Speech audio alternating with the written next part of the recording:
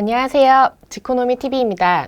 11월 19일 오늘 정부에서 주거 안정을 위해 24번째 부동산 대책을 발표했습니다. 일명 전세 대책인데요. 이 대책에 어떤 내용이 담겼는지, 얼마나 실효성이 있는지 긴급 점검으로 알아보겠습니다. 전영진 기자, 이번 전세 대책엔 어떤 내용이 담겼나요? 일단 공시를 활용하겠다는 말이 나왔고, 그 다음에 공공전세라는 개념이 도입됐습니다. 그리고 매입약정, 원래 있던 말인데 이것도 나왔고요. 입주 시기나 이주 시기를 조절을 해서 수급을 좀 맞추겠다. 이런 얘기도 나왔는데, 이게 11만 4천 가구를 공급하겠다고 하는데, 자료의 양이 굉장히 방대했는데, 전체 이만큼의 양 중에 핵심은 한 이 정도에 불과했던 것 같아요. 제가 볼 때는. 한번 핵심만 찾아보도록 하겠습니다.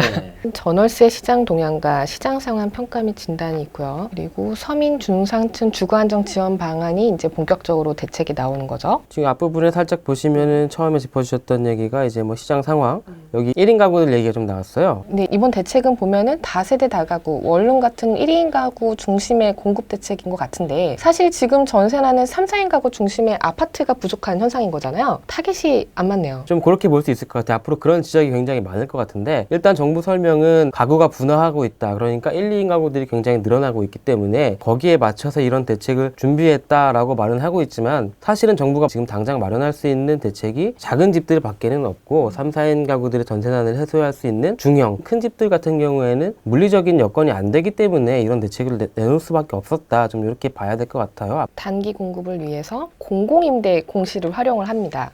예, 그렇죠. 이게 첫 번째로 나왔어요. 내년 상반기 중에 빠른 주택 공급을 위해서 3개월 이상 공실인 임대주택을 조건을 완화해서 다시 공급을 한다고 하는데, 이럴 경우에 이제 그동안 공실이었던 주택의 수요가 다시 생길까요? 이게 조금 재미있는 게, 공공임대라고 하는 거는 자격이 있잖아요. 뭐 소득 요건 그리고 자산 요건이 있는데, 여기 보시면 한시적으로 운영을 하되 소득이나 자산 기준을 배제하고 입주자를 뽑겠다라고 했어요. 그들에게 전세를 주겠다라고 했으니까 좋은 거예요. 수요가 늘겠네요. 그렇죠. 그리고 기본 4년에 추가 2년에서 최대 6년까지 가능합니다. 근데 문제는 이 양이 3만 9천 가구밖에 안 돼요. 전국적으로죠. 예, 그렇죠. 그 중에서 서울은 또 5천 가구 정도밖에 안 되는데, 이 11만 4천 가구 오늘 발표한 것 중에 이 4만 가구 정도가 유일하게 아파트가 확정적으로 공급되는 물량입니다. 수요가 일단 여기에 쏠릴 것 같은데, 문제는 아까 전에 소득 자산 기준을 배제한다고 했지만, 경쟁이 발생하면 소득 수준에 따라 입주자를 선정, 그러니까 물량은 요만큼인데 거기에 몰리면은 결국 조건은 돌아가는 거예요. 결국에는 또 뭐 약간 취약계층의 원래 취지대로 취약계층에 맞춰서 이 주택을 공급하게 되지 않을까 하는 생각이 드네요. 결국은 또 필요한 사람들이 다 가져가지는 못하겠네요. 그렇죠. 지금의 전세난을 해소할 수 있는,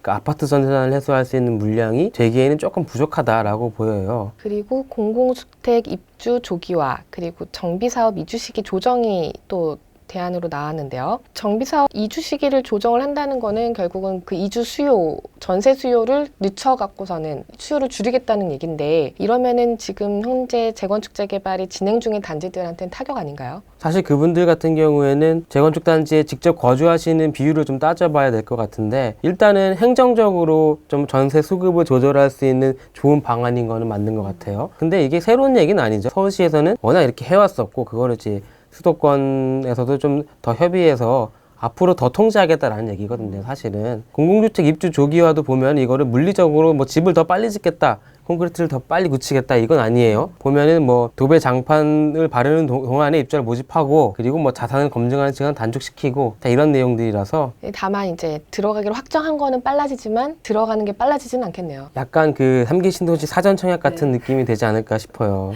그 다음에 이제 신축 전세형 주택 공급 확대가 나왔어요. 이게 처음으로 도입이 되는 거죠. 예, 이번에 공공전세라는 개념이 처음으로 들어왔죠. 이번 대책은 LH가 매입을 해서 공공임대, 공공전세를 공급하겠다는 건데, 이러면은 LH의 부채 부담이 많이 커지지 않을까요? 이게 사실은 단어 자체가 어디서 좀 많이 들어본 것 같죠. 네, 공공전세, 장기전세, 시프트가 생각이 나네요. 예, 그 서울시에서, 그러니까 SH에서 하던 장기전세가 있었는데, 있었던 게 아니라 없어지고 있지만, 이게 사실 오세훈 전 시장이 추진했던 대표적인 사업이었는데, 이게 왜 줄어들고 있느냐, 그걸 일단 우리가 되짚어 봐야 돼요. 사실은 공공에서는 약간 현금 흐름이 발생하는 월세 수익을 가져가는 게 그 주택을 운영하기엔 더 좋습니다. 그런데 전세를 놓게 되면은 일단 현금 흐름이 좀 막히고, 그리고 어쨌든 주변 임대료 수준의 뭐 몇 프로 이런 식으로 따라가기 때문에 좀 강남 같은 좋은 지역에 공급된 전세 가격 같은 경우에는 높을 수밖에 없어요. 그래서 또 공가로 방치되고, 그러면 또 현금 흐름이 더 막히고, 이런 식으로 돼서 SH 같은 경우는 사실 지금까지 누적 적자가 1조 원이에요. 장기 전세에 대한 누적 적자가. 근데 LH는 또 전국적으로 사업을 하고 있죠. 그렇죠. 더 많겠죠. 그렇죠. 그래서 공공 전세를 굉장히 대규모로 공급하게 되면은 결국에 LH의 재정 부담으로 올 수밖에 없고 나중에 이제 국정감사에 불려가실 수밖에 없는 상황이 오지 않을까. 근데 이게 또 디테일하게 보면은 무주택 실수요자에게 추천 방식으로 공급한다라고 돼 있어요. 조건 안 따지겠다는 거죠. 그렇게 최대 6년. 굉장히 좋아 보이는데 그럼 이 집들이 뭐냐? 자, 공급 방식이 매입 약정 방식입니다. 그러니까 민간이 지금 짓고 있는 집을 LH가 사들이는 거예요. 우리가 뭐 건설하는 임대주택도 있지만 사들이는 임대주택도 있잖아요. 사들이는데 그 집들이 다세대 오피스텔, 그러니까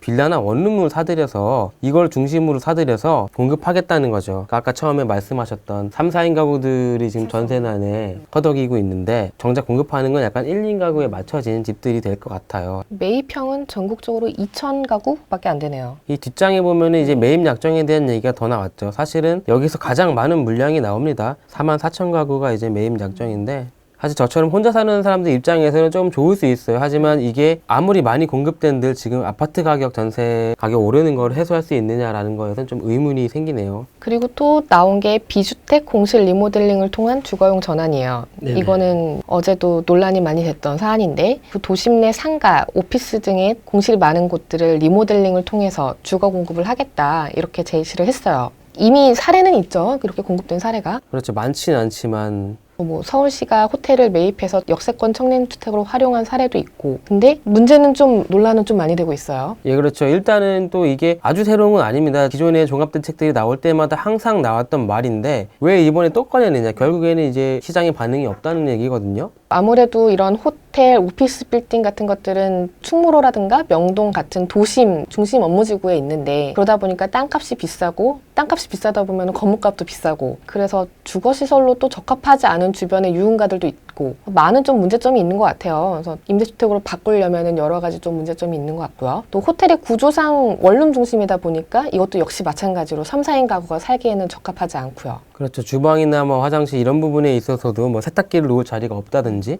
그런 문제가 좀 발생할 수 있지 않을까라고도 보이고요. 그래서 사실은 물량이 많지 않습니다. 전체 11만 4천 가구 가운데 1만 3천 가구만 이렇게 공급하겠다라고 했어요. 중장기 공급 기반도 마련을 했습니다. 그래서 뭐 LH 사업 승인 후에 미착공 물량을 조기 착공을 한다던가 공공참여형 가로주택 정비 사업을 확대를 하고 또 택지지구를 추가로 발굴을 하고요. 민간 건설 공급 확대를 위한 규제도 개선을 하고요. 사전 청약 확대도 있죠.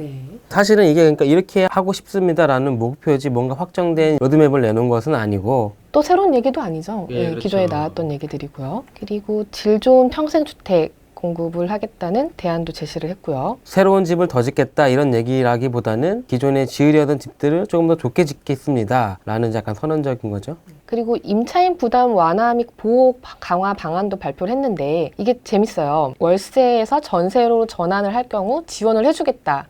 방안인데 이게 결국은 민간 사업자들한테 이렇게 전세 공급을 유도를 하는 방안이에요. 이게 실효성이 있나요? 사실 이게 공공지원 민간 임대 사업자라는 게 말이 어려워져서 그렇지 과거에 뉴스테이잖아요. 이 민간에서 새 아파트를 지어서 거기에 이제 월세를 받고 수익을 버는 건데 아까 우리가 처음에 얘기했던 장기 전세 그거랑 똑같습니다. 민간에서는 월세가 돌아야 이제 현금 흐름이 좀 많아지는데 이게 전세로 묶였을 때는 또 그게 안 되거든요. 민간은 공공보단 더더욱 또 수익이 중요한데 그래서 이렇게 뭐 보증보험료를 좀 깎아주고 아니면은 뭐 금리를 좀 내려주고 이런 부분을 가지고 민간이 월세를 전세로 돌릴 만큼의 베네핏이 되겠느냐라는 약간 의문이 좀 있어요. 또 이 금리 인하해주고 보증보험료 경감해주는 것도 결국은 세금으로 나가게 되는 거겠죠. 그렇죠. 네, 제 세금이 여기에 또 쓰이고 있네요. 그리고 오피스텔도 전세 공급으로 유도를 합니다. 재미있는 게 불과 몇 달 전에 지방세법을 개정해서 오피스텔을 취득세 중과 대상 주택수에 포함을 시켰습니다. 그래가지고 이 오피스텔을 건설하는 건설 사업자들은 이제 오피스텔을 못 짓겠다. 왜냐 살 사람이 없으니까 라고 하고 있는데 오피스텔을 더 지어서 이제 전세로 돌려주세요 라고 말을 하니 이게 좀 약간 앞뒤가 안 맞는 거죠. 오피스텔 지어서 월세도 아니고 전세로 공급을 그렇죠. 해달라 그렇게 요청을 하는 거네요. 그럼 오늘 대책에 대한 전문가의 의견을 들어보도록 하겠습니다.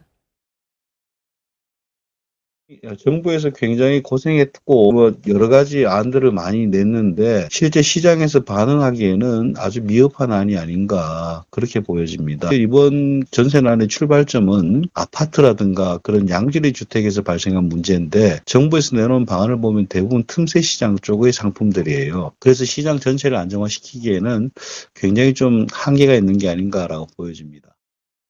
네, 감사합니다. 이상 24번째 부동산 대책 긴급 점검을 마치도록 하겠습니다. 감사합니다.